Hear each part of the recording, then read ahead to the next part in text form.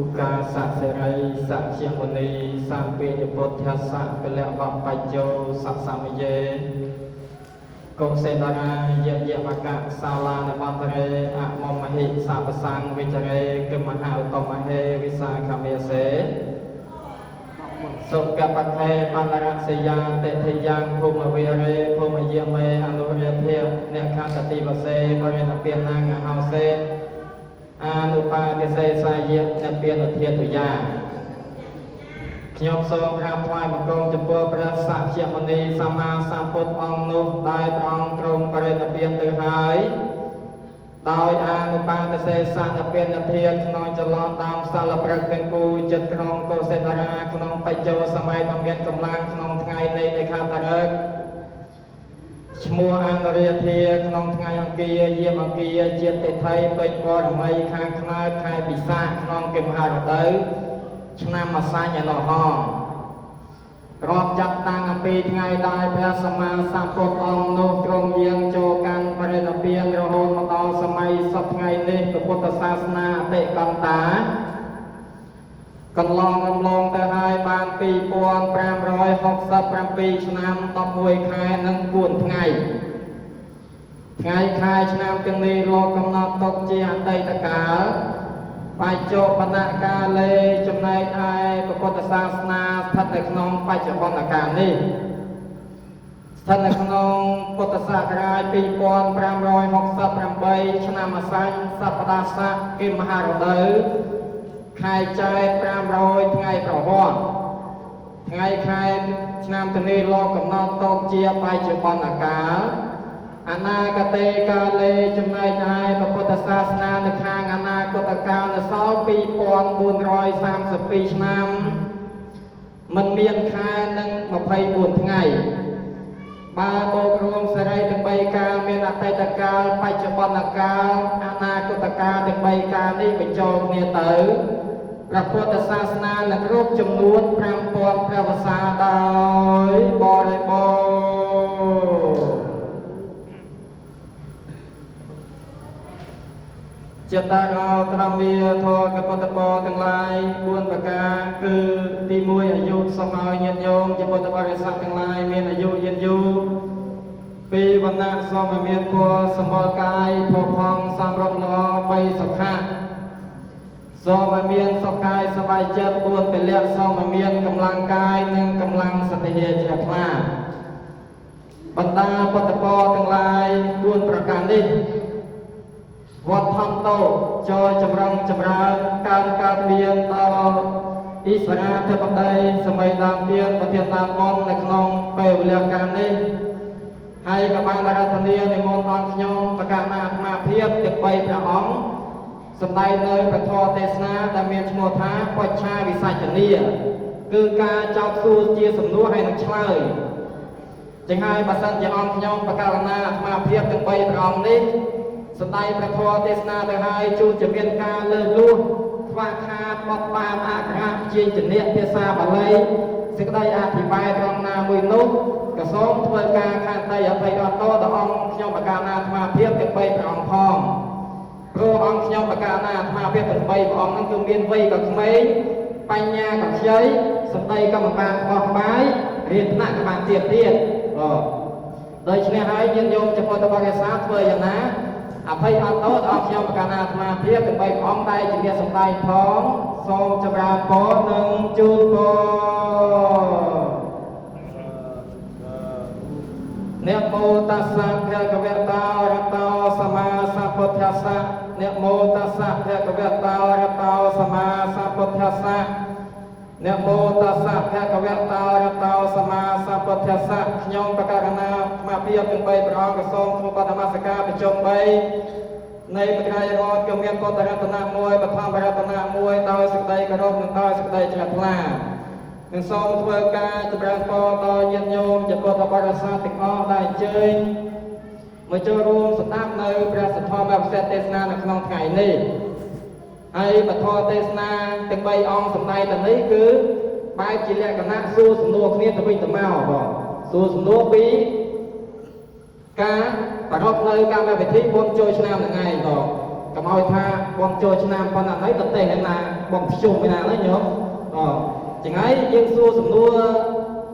tay can nằm lúc hai từ pi con ấy cứ xua cho to còn thắng cam là thi bom chơi nam dương là tê rồi cầm oi nhân dòng tha thì bom chơi nam con là thấy tập tê na nằm chung bần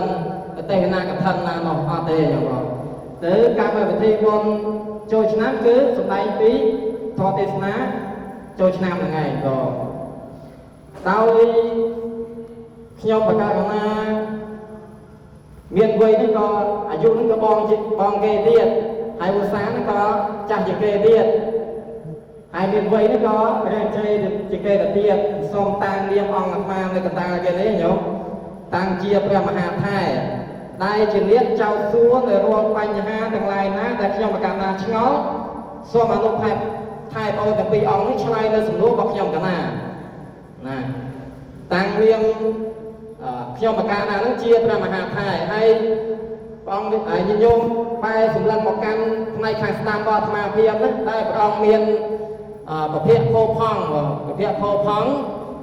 ដែលជាងារជាប្រគល់ចៅអធិការស្ដីទីវត្តវិហារយើងហ្នឹងសូមតាំងពនាមថាជាអ្នកឆ្លើយនៅសំណួរដែលអង្គខ្ញុំកណាអាត្មាភាពសួរទៅដែលហៅថាអនុថែដែលលោកបានបញ្ចប់ការសិក្សាបរិញ្ញាបត្រ IT មកពីវិទ្យាស្ថានស៊ីតិចញោមនៅឯរាជធានីភ្នំពេញឯណោះហើយបែកខាងឆ្វេងដៃរបស់ខ្ញុំកណាអាត្មាភាព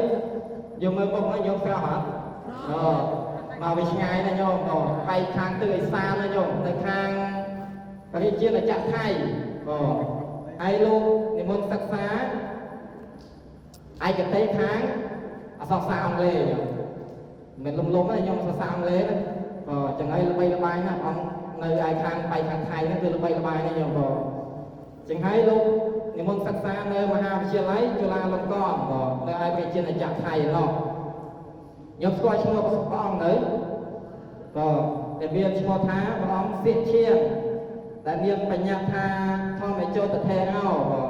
ដែលជាអ្នកឆ្លើយនៅរាល់បញ្ហាដែលខ្ញុំកាលណាសួរគឺថាអត្តាធិបតេយ្យបើសិនជាអាត្មានិយាយដល់ឯងអត់កើតទេទោះតែសួរអនុថែថាព្រមទទួលឬមួយក៏អត់ថាព្រមថាព្រះអនុថែពីអង្គទទួលក៏អត់ចឹងហើយខ្ញុំកាលណាសូមអារាធនាព្រះអង្គបែកខាងឆ្វេងដៃរបស់ខ្ញុំកាលណាហ្នឹងតែមកពីរាជាណាចក្រថៃហ្នឹងគឺនិមន្តកាន់ក្បាលមីក្រូហើយបញ្ចេញនៅសូសៀងស្នៀងពវាចាថាព្រមទទួលនៅព្រះរាជធានីនេះទេអត់បើមិនព្រមទទួលទេមានប្រសងច្រើនណាស់ញោមនៅខាងមុខយើងនេះមានប្រសងច្រើនណាស់ចឹងហើយអាចឆ្លើយនៅរាល់បញ្ហានៃកម្មវិធីបុណ្យចូលឆ្នាំបានចឹងហើយអនុថែសូមនិមន្តចាប់មីក្រូឡើងបញ្ចេញនៅសូសៀងស្នៀងពវាចា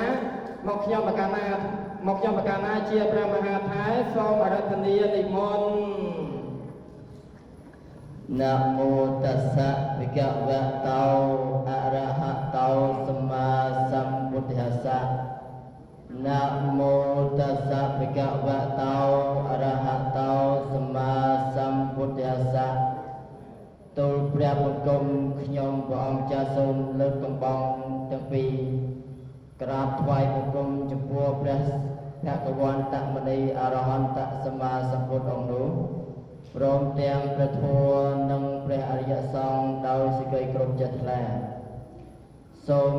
ក្រាបថ្វាយបង្គំចំពោះព្រះមហាថេរ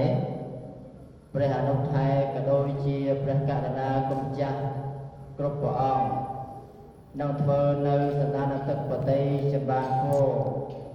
ចំពោះញាតិញោមសាធុសត្វប្រុសស្រីចាប់កាន់មីក្រូឡើងព្រះមហាថេរ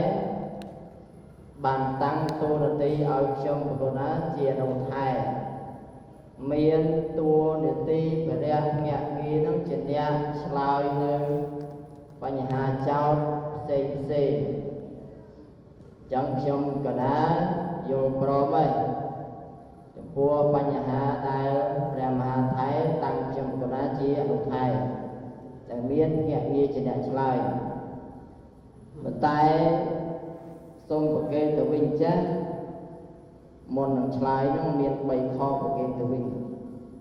មិនខជុំអីញោម ខសំណួរខអីហ្នឹងខទី1បើខ្ញុំកណាឆ្លើយទៅហើយមានខុសកន្លែងណានីមួយបត់បានអីផ្សេងអីសូមព្រះមហាថែជួយបំពេញបន្ថែមណារួចចំណែកទី2បើឆ្លើយទៅហើយលោកគ្រូយ៉ាងណានោះក៏សូមកាត់តម្រឹមឲ្យត្រូវឲ្យបន្តិចវិញរួចចំណែកតែខចុងក្រោយហ្នឹងបើមិនចេះទេសូមវេសំណួរទៅឲ្យណាហើយបើព្រមមិនខ្ញុំកណាវិចបន្លាយតែប្រឡងចុះទៅវិញតែមានប្រសងច្រើននៅលើនេះ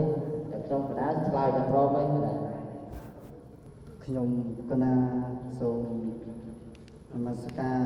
ដល់គុណម្ចាស់គ្រប់ព្រះអង្គហើយនឹងចម្រើនពរដល់ញាតិញោមជាពុទ្ធបរិស័ទឥឡូវនេះព្រះមហាថែបានដាក់ងារជាឲ្យខ្ញុំកណានឹងជាអ្នកឆ្លើយជាអ្នកឆ្លើយរាល់សំណួរដែលព្រះមហាថែសួរដូច្នេះហើយព្រះមហាសួរថាព្រមមិនព្រមខ្ញុំមុននឹងហ៊ានចូលលើក្រែព្រមទៀតថាគិតថាម៉េចខ្ញុំដូច្នេះខ្ញុំកណាទទួលថាព្រមប៉ុន្តែមានលក្ខខណ្ឌដូចបងខាងឆ្វេងដៃអនុថែទី2ថាបើសិនជាអត់ចេះសុំសួរវិញសួរហើយឲ្យបកស្រាយបកស្រាយឲ្យជួយបំពេញបន្ថែមនៅរាល់សំណួរដូច្នេះហើយខ្ញុំកណាទទួលវាថាព្រមហើយសូមព្រះមហាថែទានជ្រាសាធុសាធុសាធុ3ដងចុះញោមក៏ហើយអនុថែប្អូនចាប់កាន់បានក្រោឡើងមកហើយក៏និមន្តបញ្ចេញនៅវិចាជាមួយក៏ព្រះអធិការថាព្រមហើយក៏ទោះបីជាសួរសំណួរទៅឆ្លើយមិនរួចក្តីសំណួរលើក្តីកាត់ចេញទៅវិញហើយសំណួរបាត់បំពេញបន្ថែមកណាខ្ញុំកាលណាជាមហាឋានទទួលបានចឹងហើយសូមអនុថែប្អូនបៃខាងឆ្វេងដៃរបស់ខ្ញុំកណាអាត្មាភាពហ្នឹងនិមន្តសួរសំណួរមុនគេសួរទៅលោកអូនមុនគេដោយកម្មវិធីបុណ្យនេះដែលយើងប្រារព្ធឡើងនេះគឺជាកម្មវិធីបុណ្យចូលឆ្នាំខ្មែរប្រពៃណីជាតិយើងមែនអត់ញោមមែនអត់ក៏ព្រោះយើងប្រារព្ធនេះគឺជាកម្មវិធីបុណ្យចូលឆ្នាំខ្មែរប្រពៃណីជាតិយើងមុននឹងទៅដល់អត្ថន័យនៃពិធីបុណ្យចូលឆ្នាំខ្មែរប្រពៃណីជាតិយើងចង់វែងញែកពាក្យខ្លះចង់មានសំណួរខ្លះសួរទៅអនុថែប្អូនដែលសំណួរទី1ហ្នឹងសួរថាតើអនុថែពាក្យថាបុណ្យហ្នឹងមានន័យអត្ថន័យយ៉ាងណាដែរអនុថែសូមវិសាចនីតសវចនៈអហង្សត្វាសំណួរទី1ចាប់ផ្ដើមខ្ញុំចាប់ផ្ដើមយ៉ាងម៉េចក្តៅពុះតិចឆ្លើយទី1គុណម្ចាស់ព្រះមហាថែសួរថាពាក្យថាបុណ្យមានអត្ថន័យយ៉ាងម៉េច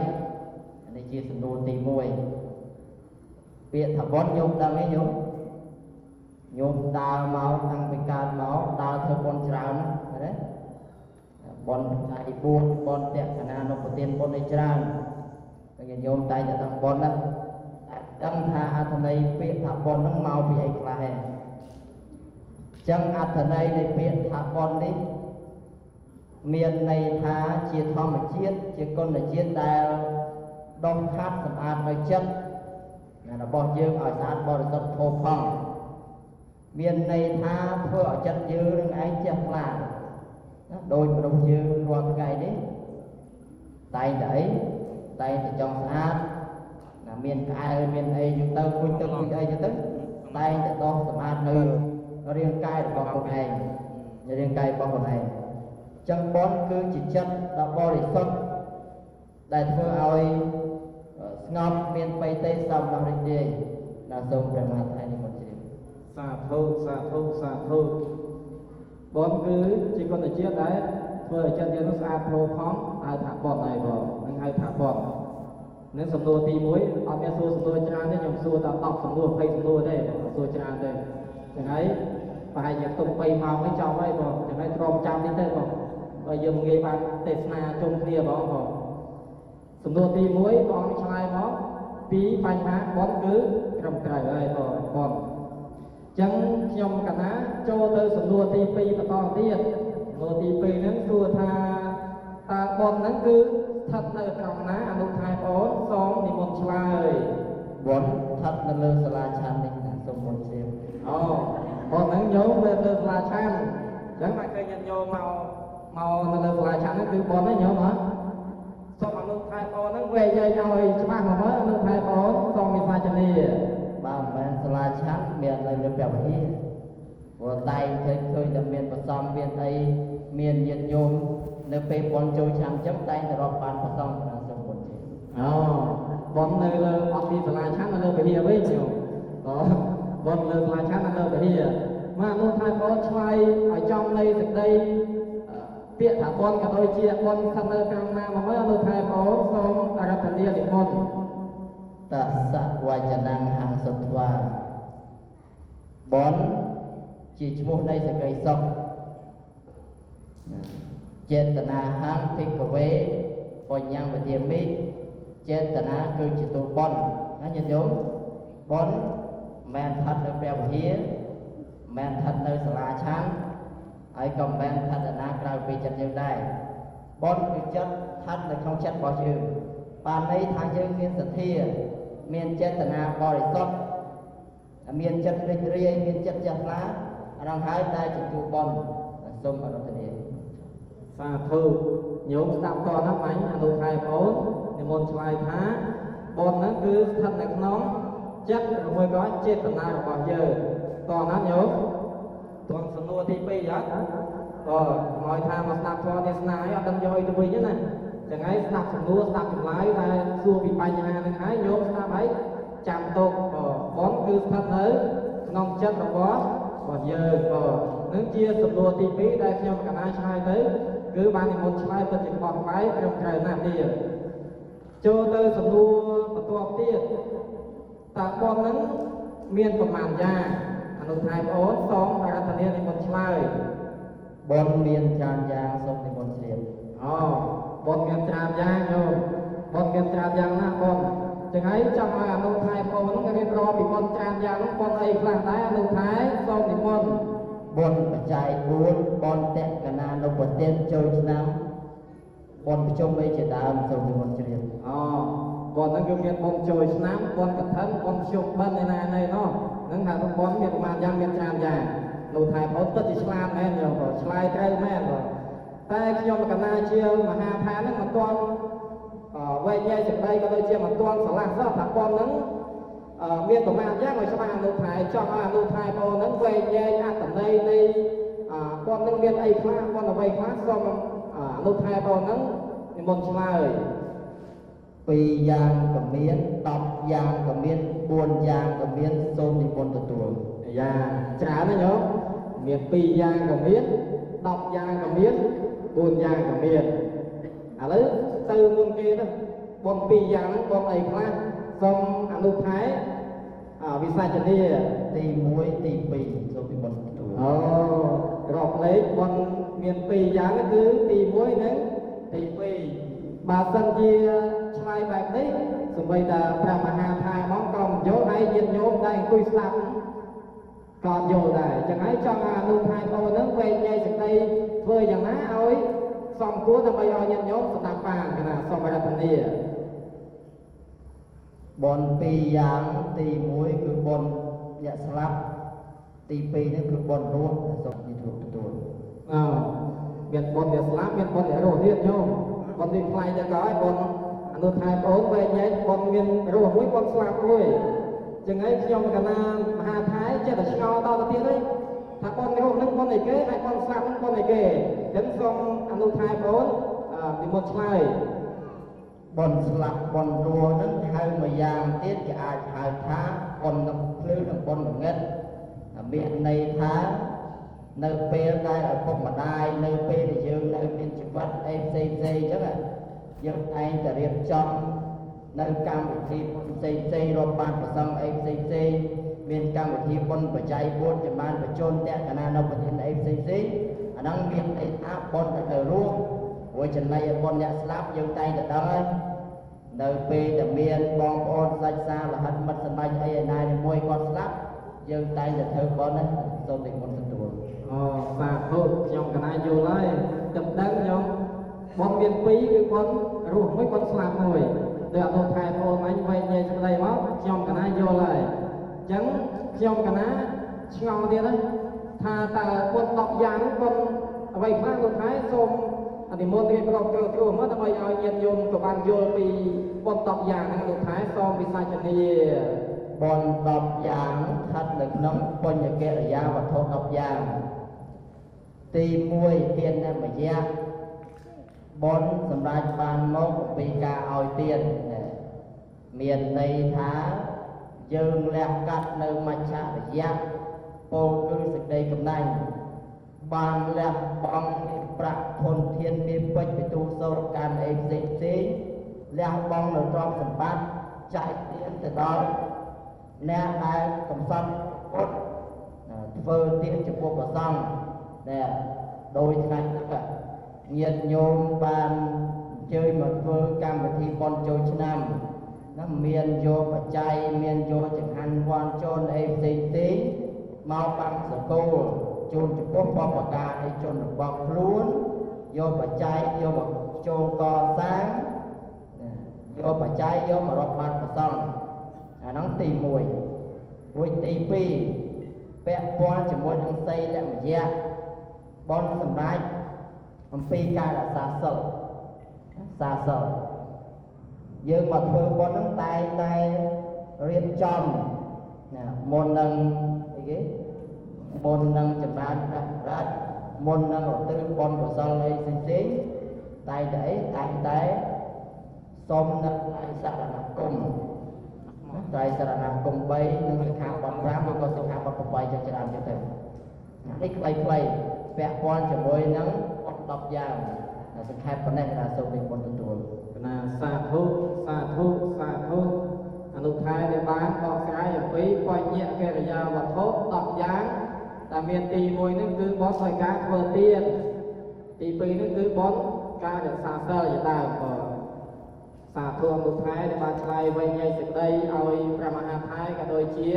ញាតិញោមជាពុទ្ធបរិស័ទហ្នឹងជ្រាបនៅក្នុងសន្តានចិត្តរបស់ញាតិញោមខ្ញុំបកថាជាមហាថៃហ្នឹងឆ្ងល់ទៀតណាតបនមួយទៀតហ្នឹងបន4យ៉ាងបនអ្វីខ្លះដែរអនុថែសូមអរតនានិមន្តឆ្លើយ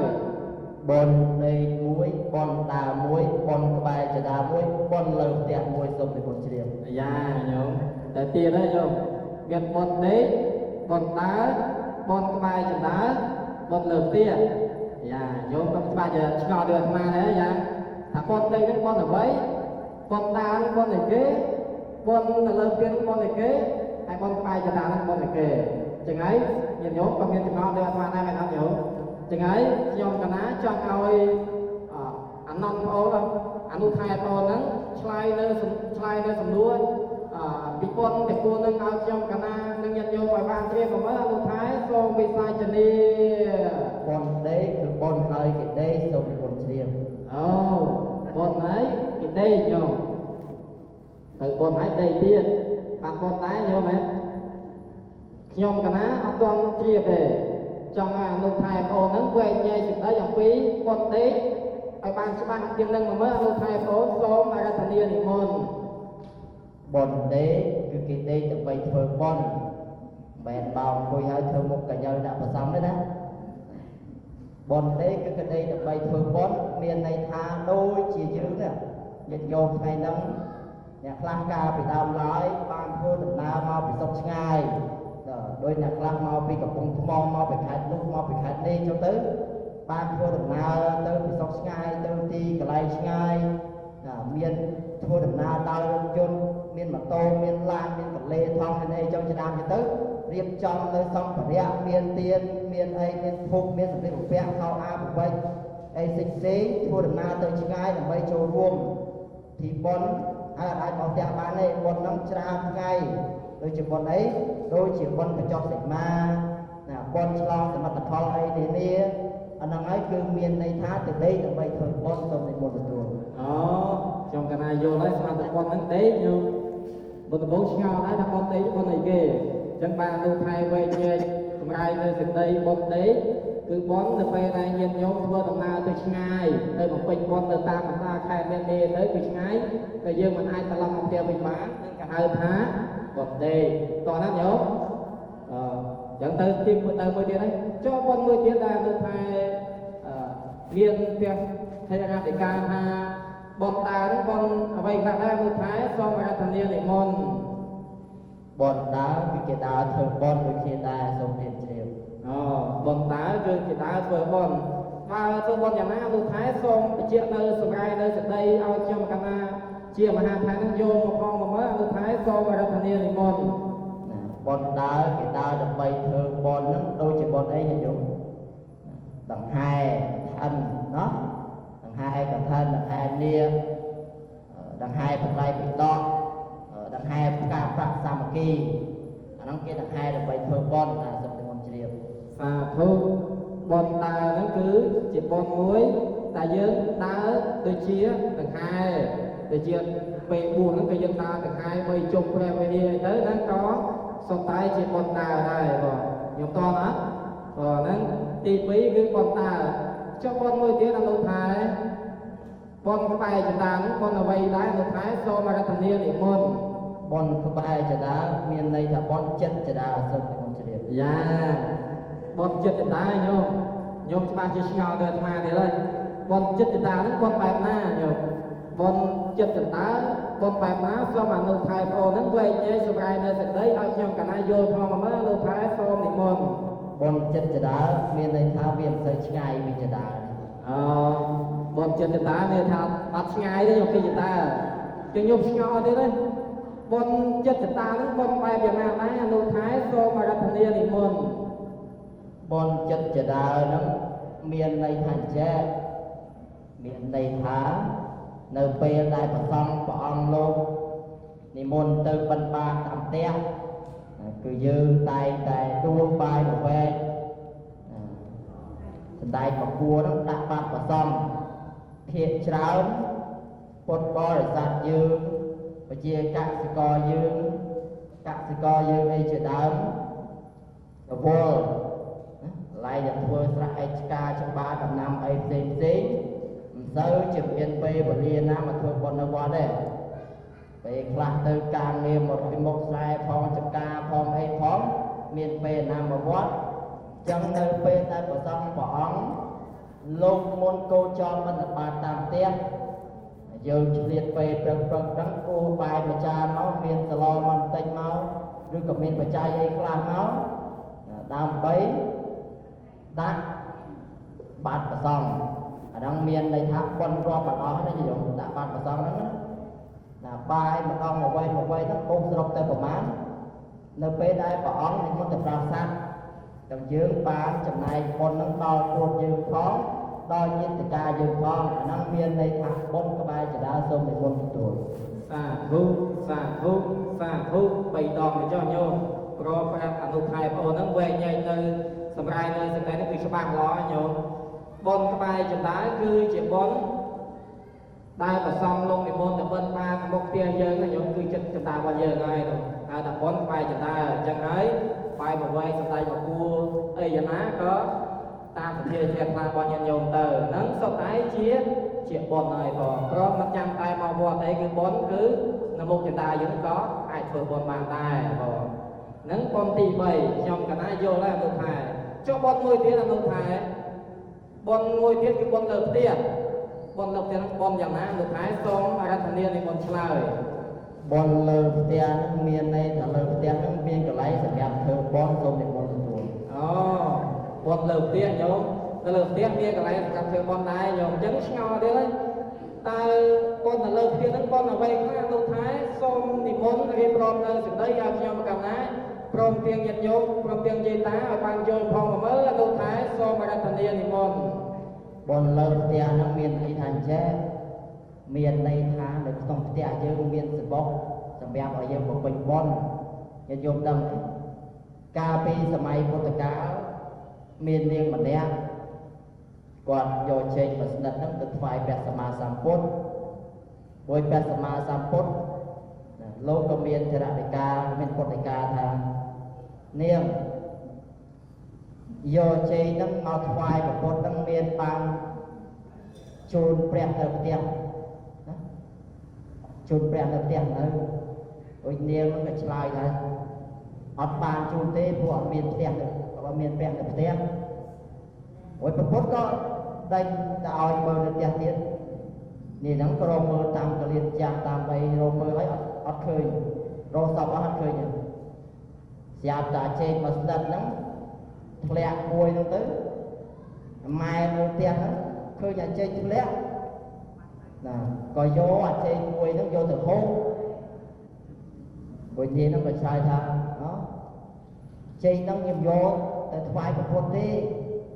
ដល់ពេលឆ្លាក់អញ្ចឹងហើយម៉ែយកភាសាក៏ភាសាចុះអញ្ចឹងក៏នាងហ្នឹងក៏យកជ័យមកវត្តមកថ្វាយព្រះសម្មាសម្ពុទ្ធវិញព្រះសម្មាសម្ពុទ្ធក៏ប្រាប់ថាជ័យហ្នឹងមួយហ្នឹងអត្តរាទៅនាងហ្នឹងឆ្លើយថាជ័យមួយហ្នឹងធ្លាក់ម៉ែយកហូបបានហើយនៅផ្ទះព្រះសម្មាសម្ពុទ្ធព្រះអង្គក៏ឆ្លើយថានឹងហើយជាព្រះនៅផ្ទះមានន័យថាព្រះកណ្ដោងណាព្រះកណ្ដោងព្រះនៅផ្ទះជាសបុកបុត្ររបស់យើងព្រះនៅក្នុងទ្រឹស្ដីពុទ្ធសាសនាព្រះអង្គសម្ដែងថាមេត្តាបិតានឹងគឺជាអីជាពពាចាជាទេវតាខាងដើមជាព្រះទី1ដែលកូនចៅរបស់យើងត្រូវនឹកឃើញគុណូបការៈរបស់មេត្តាបិតានឹកឃើញមុនគេឪពុកម្ដាយជាអ្នកដែលមាននៅគុណូបការៈចំពោះកូនគ្រប់រូបចង់ធ្វើអីមួយកូនគឺត្រូវតែនឹករលឹកនៅគុណមេត្តាបិតាមុនគេព្រោះកូនដែលអីដែលតែនឹករលឹកនៅគុណរបស់មេត្តាបិតាមានន័យថាគាត់អត់ខ្ជិលទេអត់ខ្ជិលទេទៅទីកន្លែងណាមួយក៏រីកចម្រើនដែរហើយក្នុងនាមជាកូនជាអីគឺប្រើពាក្យសម្ដីជាមួយឪពុកម្ដាយឲ្យពិរោះភាសាឲ្យពិរោះភាសាចឹងនៅពេលដែលឪពុកម្ដាយគាត់ឲ្យពោមកឧទាហរណ៍ដោយការចូលឆ្នាំដោយការបន់ជុំបិណ្ឌអីផ្សេងៗយើងតែងតែមានទេយទានតែងមានបច្ច័យផ្សេងៗយកទៅជូនគាត់ហើយពួកគាត់ក៏អីក៏ឲ្យនៅពោដល់កូនចៅប្រទេសទាំងអស់ហើយពោគាត់ហ្នឹងគឺជាឱសថទឹកឱសថតែមានតម្លៃជាពោដែលចេញពីចិត្តចេញពីបេះដូងពិតអត់មានខ្លែងប្រឡប់ទេអត់មានខ្លែងប្រឡប់ទេអញ្ចឹងនេះហើយដែលព្រះអង្គឲ្យឈ្មោះថាជាបុណ្យនៅលើផ្ទះសូមព្រះមហាថែនិមន្តជ្រាបសាធុសាធុសាធុបីដងទៅចុះញោមអនុថែបងបានវែងញែកនៅសេចក្តីហ្នឹងគឺបានបោះក្បាយណាញោមបុណ្យនៅលើផ្ទះហ្នឹងគឺបុណ្យមួយដែលយើងធ្វើបុណ្យរាល់ថ្ងៃមានជូនបាយទឹកនំចំណីត្រីសាច់ពុកម្ដាយ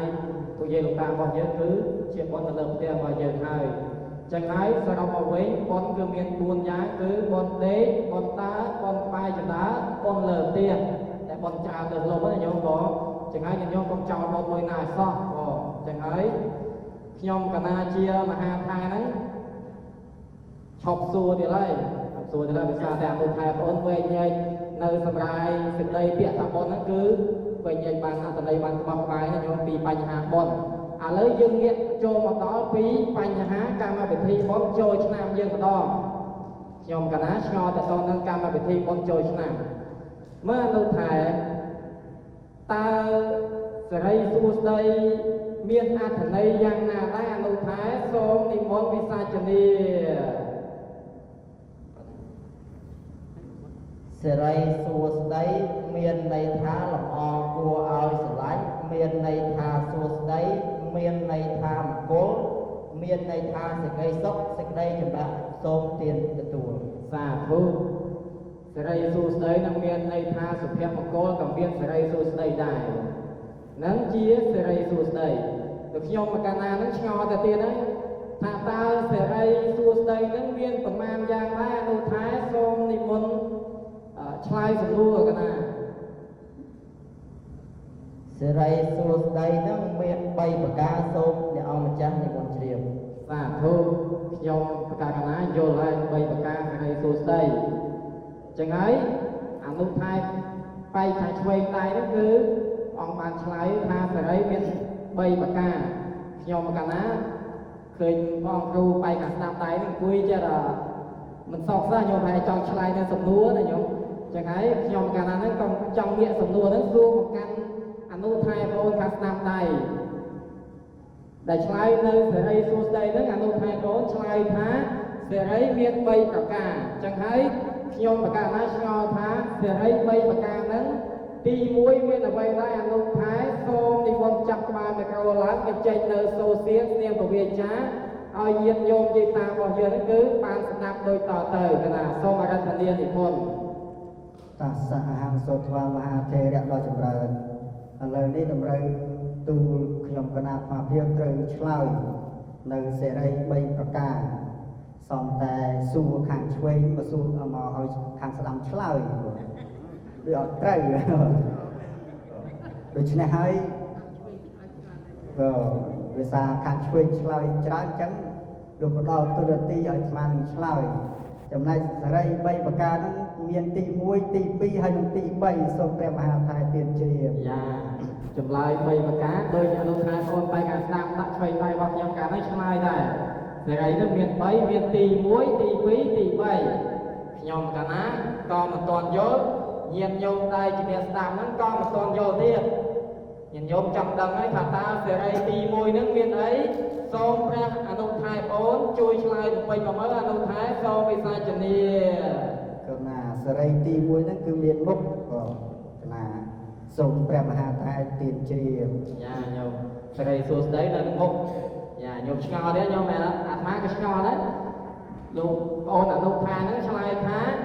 សេរីសួស្ដីទី1គឺនៅនឹងមុខមិនបានសេរីសួស្ដីទី1ហ្នឹងនៅនឹងមុខវិញអនុថែអូនសូមអរតនាឆ្លើយកណាដោយសារតែសេរីសួស្ដីនឹងនៅមុខបើតាមន័យត្រង់គឺវិជាពលរដ្ឋខ្មែរយើងនេះព្រឹកឡើងត្រូវតែលុបមុខហ្នឹងមកចឹងឯងញោមមានញោមណាអត់ព្រឹកឡើងអត់លុបមុខទេតែអត់លុបមានន័យថាអត់មានសេរីសួស្ដីទេមុខស្អុយប៉ែហ្នឹងឯងបងអាហ្នឹងគេហៅថាសេរីសួស្ដីមួយអាហ្នឹងថាន័យត្រង់ន័យត្រង់មានន័យត្រង់ហើយន័យធៀបព្រះមហាថែសូមទានជ្រាបសាធុសេរីសួស្ដីទី1នេះគឺនៅនឹងមុខគឺបានទៅដល់យើងមុននឹងងើបយំនៅពេលដែលយើងងើបពីសម្រាមអីហើយយើងតែងតែយកទឹកហ្នឹងមកលុបមុខមែនអត់ញោមអនុថែបងពិតជាឆ្លាតមែនញោមមើលមុខទៅឆ្លាតទេញោមបងសេរីសួស្ដីទី1គឺនៅនឹងមុខចុះអត្តន័យតែនៅនឹងមុខហ្នឹងបើសិនជាន័យសំដៅទៅលើន័យអ្វីដែរអនុថែបងសូមអរតនានិមន្តឆ្លើយកណាឥឡូវព្រះមហាថែបានឲ្យបកស្រាយនៅនៃអត្តន័យនៃមុខក៏ជាការថានៅមុខមានតែប៉ុណ្្នឹងឬក៏យ៉ាងម៉េចក៏អត់ទេណាញោមក៏មនុស្សយើងគឺសំដៅទៅលើក៏សំដៅសំលើមុខដែលតែងតែព្រឹកឡើងគឺយើងតែទៅលុបមុខលុបអីអានឹងជាន័យចង់ក៏ន័យចង់ចំណែកន័យធៀបហ្នឹងក៏ន័យធៀបស្ថិតនៅលើសម្ដីក៏សម្ដីលើសម្ដីល្អកាលណាព្រឹកឡើងហ្នឹងយើងសម្ដីនឹងល្អពីរោះពិសាហ្នឹងគឺមានន័យថាក្នុងព្រឹកហ្នឹងឬក៏ក្នុងថ្ងៃហ្នឹងគឺយើងមានសេរីសួស្ដីហើយបងក៏ឲ្យតែព្រឹកឡើងជ័យកូនជ័យចៅហ្នឹងគឺសេរីសួស្ដីអត់មានណាញោមបងអាហ្នឹងសេរីគឺន័យធៀបបងន័យធៀបបានន័យថាមនុស្សយើងគឺតែងតែមានពាក្យវិចារព្រឹកឡើងគេមិនឲ្យជេរកូនជេរចៅយ៉ាងណាបងហើយមួយទៀតគឺសំដៅទៅលើការភូតផលកុហកភូតកុហកអាស្រ័យទៅលើមាត់មុខយើងនឹងដែរបងគឺបើយើងផលគេម្ដងទៅគេចេះតែជឿណាញោមបងលើពីម្ដងទៅពីរដងទៅគេលែងជឿណាបងដូចជាអានឹងធ្វើឲ្យយើងវិនិច្ឆ័យផងដែរបងកាលណាដែលយើងកុហកគេច្រើនធ្វើឲ្យវិនិច្ឆ័យគឺចាំវិនិច្ឆ័យយ៉ាងម៉េចនៅពេលដែលយើងជួបទៅបញ្ហាមួយស្វាឧទាហរណ៍ចោលឧទាហរណ៍ភ្លើងឆេះផ្ទះយើងចំណាំតែកុហកគេថាពីមុនធ្លាប់តែកុហកគេថាភ្លើងឆេះផ្ទះអញមកជួយពលុតមកជួយអីផងណាកុហកគេម្ដងគេខំមកយកចានឆ្នាំងឬក៏យកធុងឬក៏យកអីមកជួយពលុតមកដល់បែរជាអត់ឆេះផ្ទះសោះគេបាក់ទំនុកចិត្តក៏គេបាក់ទំនុកចិត្តហើយដល់ពេលប្រាប់គេម្ដងទៀតក៏ប្រាប់គេម្ដងទៀតគេខំមកទៀត ដល់ពេលគេខំមកទៀតអញ្ចឹងបែរជាអត់ឃើញឆេះផ្ទះទេគេប្រាប់ពីនឹងមកគេលែងជឿយើងហើយដល់ពេលនៅពេលដែលជួបបញ្ហាមែនតើនៅពេលដែលជើភ្លើងឆេះផ្ទះមែនតើដល់ពេលគេទៅប្រាប់គេលែងជួយណាអាហ្នឹងអញ្ចឹងក៏ការកុហកហ្នឹងគឺវាពិតជាសំខាន់ណាស់បងពិតជាសំខាន់អញ្ចឹងណាបានជាគេមិនឲ្យកុហកទេបងអាហ្នឹងវិនិច្ឆ័យដោយសារតែមាត់រីកចម្រើនក៏ដោយសារតែមាត់ដែរបងដោយសារតែមាត់ហើយមួយទៀតគឺការញុះញង់អ្នកដទៃបងយើងជាពុទ្ធបរិស័ទក៏កុំញុះញង់អ្នកដទៃកុំចាក់ដោតអ្នកដទៃធ្វើឲ្យគេបែកបាក់គ្នាបងធ្វើឲ្យគេបែកបាក់គ្នាណាអាហ្នឹងវាចូលទៅកម្មបត្តិ10បងកម្មបត្តិ10ញាតិញោមដែលរក្សាសិលគឺដឹងហើយបងដឹងហើយមានការញុះញង់មានកុហកអីជាដើមហ្នឹងបងអាហ្នឹងហើយជាន័យធៀបបងជាន័យធៀបមាន4យ៉ាងបងន័យធៀបមាន4យ៉ាងហើយមួយទៀតហ្នឹងគឺបំបែកបំបាក់អ្នកដទៃបងនិយាយបំបែកបំបាក់អ្នកដទៃបងជេរប្រមាថអ្នកដទៃបងគិតថាគេហ្នឹងវាមិនល្អមិនអីទេណាអាហ្នឹងអញ្ចឹងបងដូច្នេះហើយបានធ្វើឲ្យមានសេរីសួស្តីឡើងគឺព្រឹកឡើងគឺយើងត្រូវតែនិយាយបងនិយាយអ្វីដែលល្អពីរូបភាសាទៅដាក់កូនចៅចឹងទៅបងកុំឲ្យតែព្រឹកឡើងមិនទាន់ដល់ផងជេរអានេះជេរអានោះចេះហ្នឹងអាហ្នឹងអត់កើតទេណាយល់មកអត់កើតទេអានោះហើយចំណែកមួយទៀតហ្នឹងគឺនិយាយពាក្យរយរាយអត់ប្រយោជន៍ណាបងញាតិញោមធ្លាប់ដឹងហើយបងជាកាលមកវត្តជាកាលអត់និយាយពីធម៌អាទេនិយាយពីដើមពីអ្នកនោះអ្នកនេះនិយាយចេះនិយាយចុះណាបងអាហ្នឹងក៏វាអត់ល្អដែរបងអត់ល្អទេគឺធ្វើឲ្យយើងអត់មានសេរីសួស្តីទេបងអត់មានសេរីសួស្តីទេធ្វើឲ្យយើងអាប់អោនបងយើងអត់ដឹងថាយើងចំណោមយើងនិយាយគ្នានឹងគិតថាគេចូលចិត្តយើងទាំងអស់នេះគឺអត់ទេណាបងអត់ទេគឺអាហ្នឹងចាំសូមបកស្រាយតែប៉ុណ្្នឹងសូមព្រះមហាតាទានជ្រាសាធុបីដងទៅចោះយកព្រៃអនុថែបងហ្នឹងវែងញែកសម្រាប់នៅសេចក្តីហ្នឹងគឺបានក្បោះក្បាយស្រាយបំភ្លឺមកគឺញាតិញោមអាចទទួលស្ដាប់បានហើយបងសេរីសួស្តីទី1នេះគឺពេលព្រឹកគឺមនុស្សយើងដល់ពេលដែលភ្ញាក់ពីសម្រាប់អីហើយគឺតែងតែយកទឹកហ្នឹងមកលុបមុខចឹងហើយគឺន័យធៀបគឺសំដៅទៅលើមិននិយាយពាក្យសម្ដីតែយើងនិយាយពាក្យសម្ដីគឺល្អពេលព្រឹកណាញោម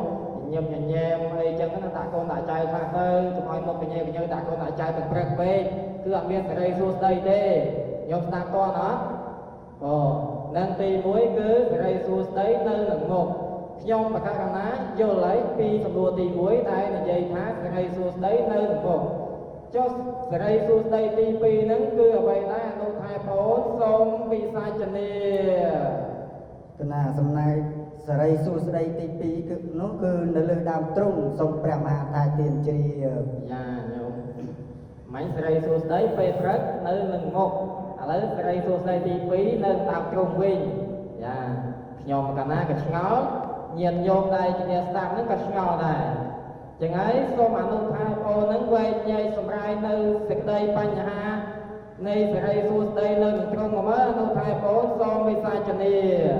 កាលណាដោយសារតែសេរីសួស្តីហ្នឹងគឺលើដើមទ្រូងដោយសារតែហ្នឹងគឺពេលដែលញាតិញោមគឺសំដៅដល់ពេលថ្ងៃទេបងពេលថ្ងៃវាមានដើមទ្រូងពេលថ្ងៃហ្នឹងគឺវាក្តៅអញ្ចឹងណាញោមបងពេលក្តៅទៅយើងតែងតែយកទឹកហ្នឹងយកមកដាក់នឹងទ្រូងអាហ្នឹងគេហៅថានៃត្រង់បងនៃត្រង់គឺយកទឹកមកលាបនឹងទ្រូងហើយធ្វើឲ្យយើង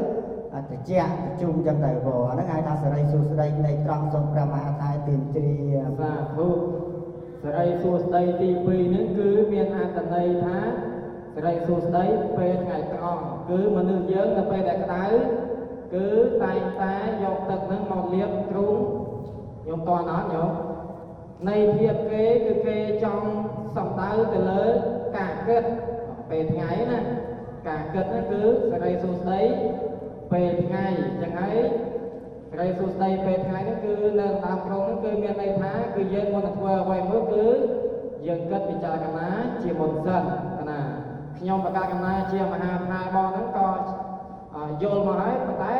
នៅចំណងមួយទៀតដែលចុងក្រោយគេហ្នឹងគឺគេថាសេរីសួស្តីអ្វីអនុថែប្អូនសូមនិមន្តវិសាចនាកណាសូមអរគុណដល់ព្រះមហាថាដែលចោទសួរ គេតែវាចោតសួរគេតែអានតែឯងព្រះមហាថៃសួររហូតដល់ខំបកស្រាយខ្លួនឯងសោះយល់បងអាតែតាំងខ្លួនឯងជាព្រះមហាថៃគេតែវាសួរណាដូច្នេះវាសួរហើយក៏ឆ្លើយប្រកេនព្រះមហាថៃបើខុសឆ្គងខ្លះណាក៏សូមព្រះមហាថៃជួយបំពេញបន្ថែមក៏ដែរចំណែកសេរីទី3ហ្នឹងទៅលើនៅលើជើងបងនៅលើជើងសំដៅទៅនៅពេលល្ងាចណាពេលល្ងាចពេលព្រលប់ហ្នឹងបងតែពេលអាហ្នឹងបើសិនជានៃត្រង់ខ្ញុំបើសិនជានៃត្រង់គឺ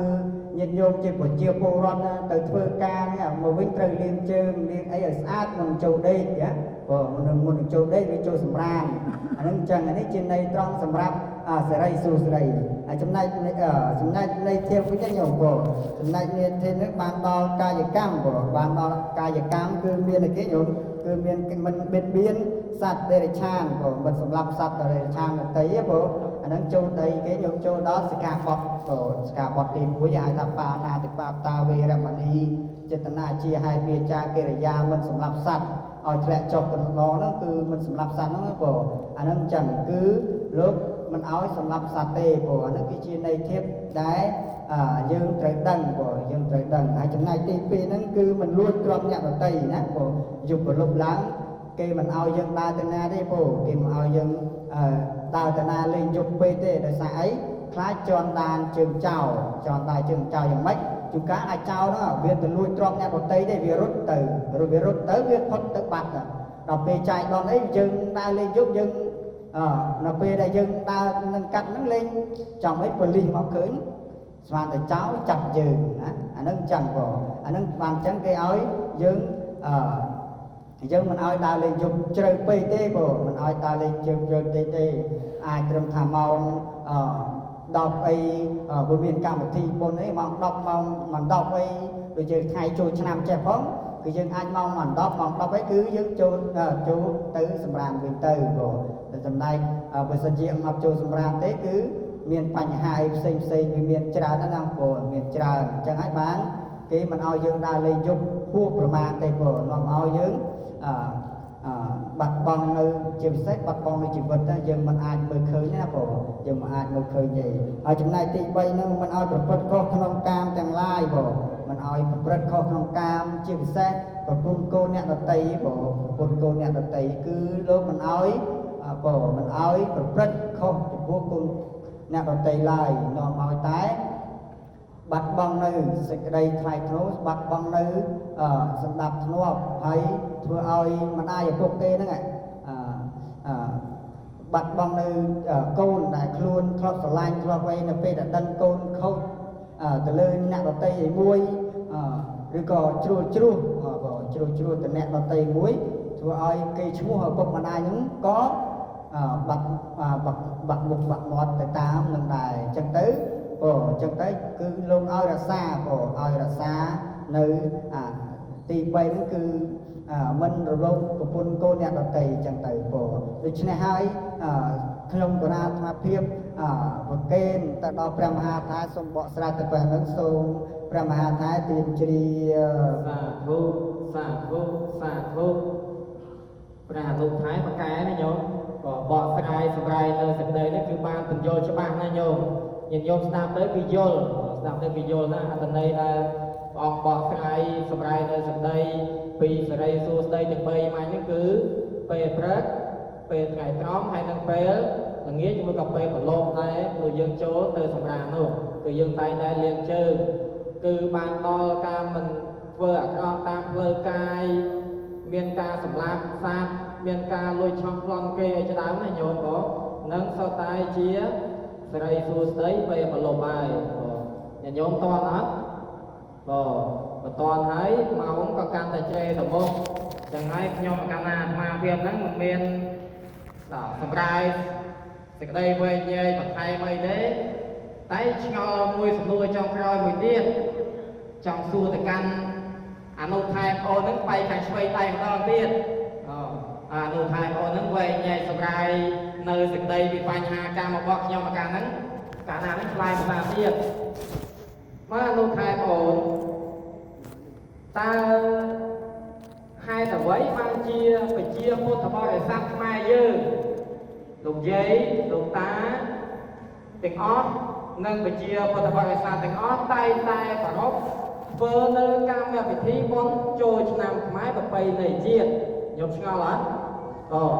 ឆ្ងល់ទេថ្មអត់ឆ្ងល់ថាហេតុអ្វីបានជាប្រជាជនខ្មែរយើងនឹងតែងតែប្រារព្ធធ្វើកម្មវិធីបុណ្យចូលឆ្នាំខ្មែរប្រពៃណីជាតិយើងនឹងជារៀងរាល់ឆ្នាំអត្ថន័យយ៉ាងណាមានគោលបំណងយ៉ាងណាបានជាគេរៀបចំធ្វើនៅពិធីបុណ្យចូលឆ្នាំខ្មែរប្រពៃណីជាតិជារៀងរហូតមកនេះខ្ញុំកណាសូមសួរទៅព្រះអនុថែសូមព្រះអនុថែសូមនិមន្តវិសាចនីអាយ៉ាសំណួរមកទៀតហើយគេតែចប់ហើយឃើញវ័យនៅក្នុងដល់ចុងក្រោយប្រហែលដែរពាក់ព័ន្ធជាមួយនឹងការធ្វើអ្វីមួយគឺខ្មែរយើងតែងតែមានគោលបំណងមែនទេកម្មវិធីអីក៏ដោយធ្វើអីក៏ដោយតែងតែមានវត្ថុបំណងតែងតែមានគោលបំណងរបស់គេអញ្ចឹងពាក់ព័ន្ធជាមួយនឹងកម្មវិធីបុណ្យចូលឆ្នាំខ្មែររបស់យើងខ្មែរយើងក៏មានចូលឆ្នាំ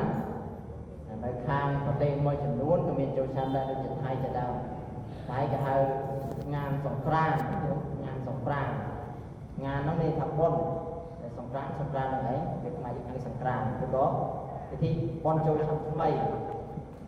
សង្ក្រាន្តបើថាការឈានចូលដល់តាមទីដំណើរធ្វើទីហ្នឹងគេថាសង្ក្រាន្តចង់ពាក់ព័ន្ធជាមួយនឹងកម្មវិធីបុណ្យចូលឆ្នាំថ្មីរបស់យើងឬក៏បុណ្យចូលឆ្នាំខ្មែររបស់យើងមានគោលបំណងធំ3ទី1ពុទ្ធសាសនាសរណហេតុរលឹកនឹកឃើញគុណព្រះសម្មាសម្ពុទ្ធដែលជាលោកកវិទូក្នុងលោកយើងទី2ពាក់ព័ន្ធជាមួយនឹងគណោបការៈសរណហេតុគឺនឹកឃើញអំពីគុណរបស់មេត្តាបិតាបុព្វការីជនរបស់យើងមានញាតិការរបស់យើងមានពេបបុព្វវរៈមហាក្សត្រពាក់ព័ន្ធជាមួយនឹងអ្នកស្នេហាជាតិអីជាដើមទី3ពាក់ព័ន្ធជាមួយនឹងសង្ខារៈសរណហេតុពាក់ព័ន្ធជាមួយនឹងការរលឹកនឹកឃើញនៅសង្ខាររបស់យើងមានទៀងអញ្ចឹងអត្ថាធិប្បាយជាមួយពាក់ព័ន្ធជាមួយនឹងពុទ្ធសាសនាសរណហេតុមានន័យថាដូចជាយើងរៀបចំពិធីបុណ្យផ្សេងតែងតែនឹករលឹកនៅ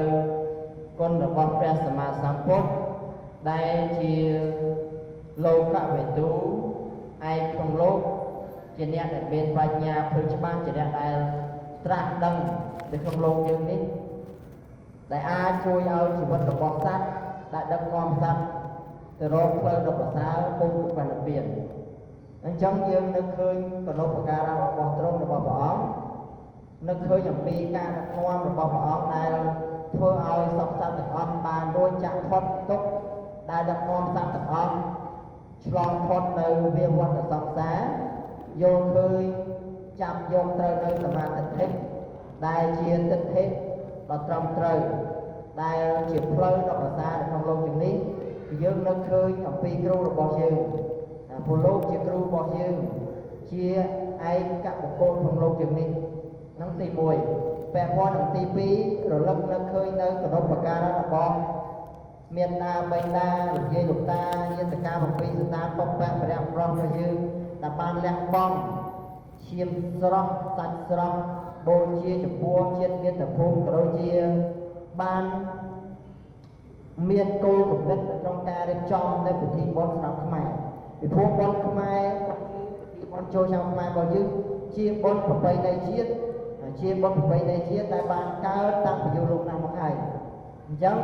ដើម្បីជាការថែរក្សានៅទំនៀមទម្លាប់ប្រពៃណីរបស់យើងដែលដូនតាលោកបានរៀបចំចាត់ចែងមកគឺយើងតែជារៀងរាល់ឆ្នាំនៅពេលដែលដល់រដូវខែចែកកុម្ភៈរដូវនេះគឺយើងរៀបចំនៅកម្មវិធីបុណ្យចូលឆ្នាំខ្មែរមានរយៈពេល3ថ្ងៃមានថ្ងៃទី14 15 16មួយកន្លែងខ្លះធ្វើដល់6 7ថ្ងៃអញ្ចឹងទៅអានោះវាអាស្រ័យតាមកន្លែងណារួចពាក់ព័ន្ធនឹងទី3គឺសង្ខារៈសរណហេតុមានន័យថាដឹងច្បាស់នៅអាយុសង្ខាររបស់យើងពីព្រោះមនុស្សយើង សង្ខាររបស់យើងវាអត់ទៀងទេវាតែតែប្រែប្រួលម្ដងពីមួយឆ្នាំទៅមួយឆ្នាំពួកយើងអាចឆ្លងផុតឆ្នាំនេះវាជាការល្អប្រសើរហើយវាជាការល្អប្រសើរយើងបានឆ្លងពីឆ្នាំនេះចូលឆ្នាំនោះឆ្លងឆ្នាំចាស់ផ្លាស់ចូលឆ្នាំថ្មីវាជារឿងដ៏ប្រសើរប៉ុន្តែយើងអត់ដឹងថានៅក្នុងលោកនេះនៅក្នុងរដូវកាលបុណ្យចូលឆ្នាំហ្នឹងជួបអីខ្លះហើយណាជួបអីខ្លះហើយដោយក្មេងៗឥឡូវនេះគេចាស់ស្ទាវអញ្ចឹងជីវឹងទៅវឹងមកវាយទៅវាយមកបុកគ្នាងាប់បាត់យើងអត់ដឹងទេញោមដោយថ្ងៃមុននៅតពាំងព្រីងនៅតពាំងព្រីងនៅទួឈ្មោះពូលីមគាត់ជាសន្តិសុខហើយមានក្មេងណាសវង្សម្រាប់គាត់អត់ដឹងគាត់ឆ្លងផ្លូវទៅហូបអីឆ្លងមកវិញចាប់ទៅម៉ូតូបុកទៅស្លាប់បាត់ទៅណាស្លាប់បាត់ហើយប្រធានភូមិនៅភូមិថ្មនោះគាត់ជិះម៉ូតូដែរបុកគ្នាគ្រោះតិចតួចអីចឹងទៅអញ្ចឹងយើងមកឃើញទេមកឃើញតែពីសង្ខារទៅហ្នឹងចឹងឯងបានជាយើងខំអីគេខំបំពេញបុណ្យបំពេញកុសលដើម្បីជាទីពឹងពីព្រោះជីវិតរបស់យើងនៅពេលដែលស្លាប់ទៅនៅពេលដែលអស់នៅសង្ខារទៅមានតែវត្ថុពីរយ៉ាងដែលអាចយកទៅបានទី1កម្មជាកុសលទី2កម្មជាអកុសលកម្មជាកុសលមានន័យថាជាកម្មដែលល្អដែលយើងបានធ្វើអំពីជាតិនេះឬក៏អាចសន្សំមកពីជាតិពីកណ្ដាលមកអាចជួយញាតិញោមស្ដាប់តាមរបស់យើងឲ្យទៅកើតនៅក្នុងផ្លូវសុគតិភពឲ្យទៅកើតនៅក្នុងផ្លូវនិព្វានទៅហើយជាការធ្វើនៅសេចក្តីល្អដើម្បីជាទ្រព្យជាកំណត់ទ្រព្យនៅក្នុងការទាញនៅដំណើរជីវិតរបស់យើងនៅពេលដែលយើងបាត់បង់ជីវិតទៅយើងអាចបុណ្យកុសលនេះអាចឲ្យយើងទៅកើតទីឋានប្រសើរកម្មទី2ពេលយើងស្ដាប់ទៅហើយជាបុគ្គលដែលមិនបានធ្វើអំពីសេចក្តីល្អនេះទេស្ដាប់ទៅកើតទៅទីឋានមិនល្អហើយយើងអត់ដឹងទេមានតែវត្ថុពីរយ៉ាងហ្នឹងដែលយើងអាចយកទៅបានទៅនេះជាវត្ថុដ៏ធំសំខាន់នៅក្នុងការប្រពនៅកម្មវិធីបុណ្យចូលឆ្នាំខ្មែរមានប្រព័ន្ធណាសូមព្រះមហាថៃនិមន្តទទួលសាធុបីដងទៅចប់ញោមអនុថែផោនឹងបានវែងញែកសម្រាយនៅសេចក្តីពីបញ្ហាពីគោលបំណងនៃការប្រពធ្វើនៅកម្មវិធីបុណ្យចូលឆ្នាំខ្មែរប្រពៃណីជាតិយើងនេះពិតជាបានបោះផ្សាយណាស់ខ្ញុំបកករណាជាមហាថែហ្នឹងក៏យល់ហើយពីបញ្ហារាល់សំណួរផ្សេងៗនេះក៏បានយល់ជ្រាបហើយចឹងហើយខ្ញុំបកករណាគឺមិនមានសំណួរអ្វីទេតទៀតទេចឹងហើយខ្ញុំបកករណាទាំង3ព្រះអង្គក៏សូមលើកកំបងអញ្ជលីដែលការអំពីវត្ថុទេសនាដែលសម្ដែងអំពីវត្ថុទេសនានៅក្នុងពេលវេលាកាលនេះក៏សូមប្រម៉ែប្រមុំពុទ្ធផ្ដុំនៅកង្ការមហាកុសលដែលការអំពីការសម្ដែងនៅព្រះសទ្ធម្មវិសេសទេសនាព្រមទាំងការស្ដាប់នៅព្រះសទ្ធម្មវិសេសទេសនាក៏សូមចែកជូនបុណ្យកុសលផ្សេងៗក៏សូមប្រគេនបុណ្យកុសលដល់ការណាគុណចាស់គ្រប់អង្គបានមានវត្តមានក្នុងទីនេះដូចជាលើតាមវត្ថុអាសានេះមួយមកនេះក៏សូមមកក្នុងកងការមហាកុសលទៅទិកុសលរបស់បងដល់លោកយាយលោកតាញាតិមិត្តចិត្តឆ្ងាយទាំងអស់ដែលបានលើតាមវត្ថុណាសាមនេះក៏សូមឲ្យមានតម្រេះដោយជំនះអាប្រាមានបញ្ញាដោយជាព្រះមហាក្សត្រចិត្តសម្ដៅទៅជាព្រះមហាវេស្សន្តរមានរូបល្អទៅជាពលាវិសាខាមានចិត្តយ៉ាងខ្លាំងទៅជាកញ្ចក់កុំឲ្យចិត្តកើតតែវត្តស្នាមរបស់ដោយព្រះនិងកសែតសញ្ញាកែក៏សូមបញ្ជុំនឹងពុទ្ធពរទាំងឡាយមុនប្រការគឺអាយុវណ្ណៈសុខៈពលៈកំបីអខានឡើយអយ៉ាងសង្កបេតេអ្នកសមតារីព្រះពរ